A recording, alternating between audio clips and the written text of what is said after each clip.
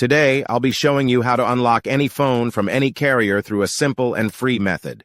This will work for any brand, including Samsung, iPhone, LG, Motorola, Huawei, or any other.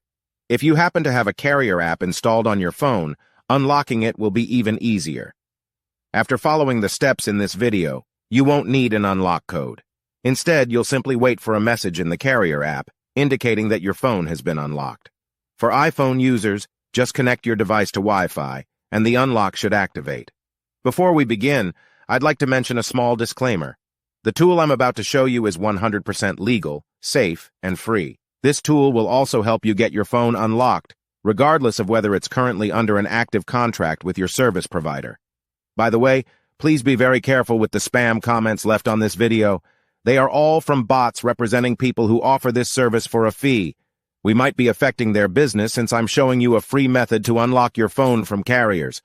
Follow my exact steps from this video, and after that, you will have a phone that will work with any SIM card from any carrier in the world. With that said, let's start. All right, so grab your phone and insert an unsupported SIM card.